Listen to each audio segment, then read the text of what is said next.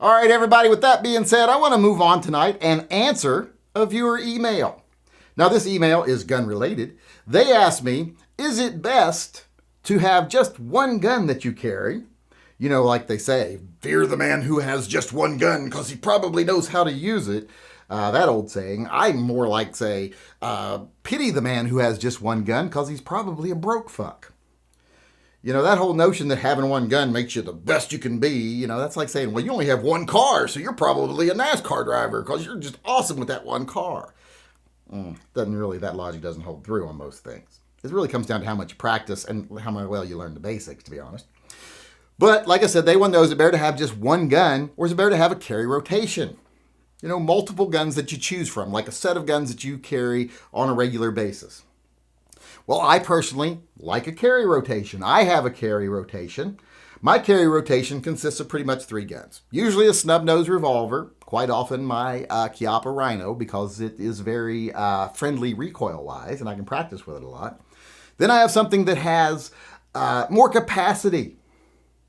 And that's usually my Beretta 92, my Langdon Tactical Beretta 92, the Elite LTT, that I carry for when I need more capacity. And my Smith & Wesson 329 44 Magnum for when I need something with more power. And as you can see when I'm saying different situations for different guns, the fact is no one gun is perfect for everything. You're not going to find a gun that does everything well. It's just like when you buy a car. If you want a car that's good on the track, well, then it's probably just going to be okay on the road. If you want a car that's great on the road, it's probably not going to be that awesome on the track. You know, if it's great on a drag race, probably not that good on curved roads. You know, there's just never the one thing that covers every circumstance. And it's the same thing with guns. When I'm around the house here, I'll usually carry just my little snub-nose 357 Magnum. I've got my Chiappa Rhino on my hip right now as I'm filming this video. Not going anywhere, not likely to run into any large groups of people. Don't leave my property. I live out pretty much in the middle of nowhere. And all things I have to worry more about getting a little too close to a bear or a cougar, need something to scare them away or possibly defend my life in a very rare situation a cougar got a little too friendly or something. But my 357 Magnum 6-shot is awesome for that.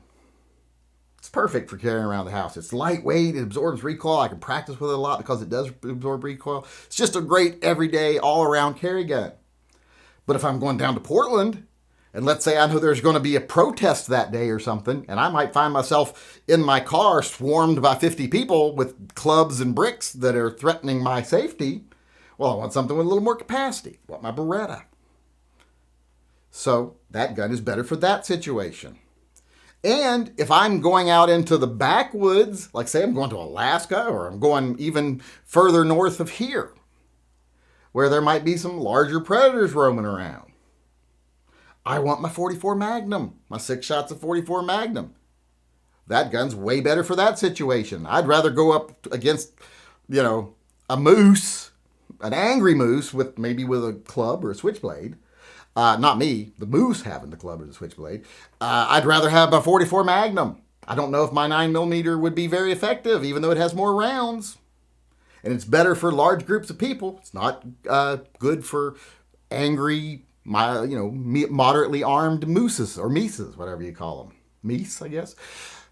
So different guns are better in different situations. You're never going to find one that's best for every situation. So kind of whittle your life down into a few categories. Like I'm either in one of these 3 categories usually during my day. Some days I'm doing this, some days I'm doing this, some days I'm doing that, and decide which gun is best for those categories. And keep those guns in your rotation. Practice with those guns. Be familiar with those guns. It's always nice if you keep it to where they're all hammer fired and they're all just double action, single action. I just pull the trigger. I don't have to take safeties off. There's not different manual arms on them. That's always a plus, but it doesn't have to be the case. I'm just saying that's a plus. But like I said, I think you should have a rotation of guns because no gun is best for every situation. And you should have a gun that is best for whatever situations you might find yourself in.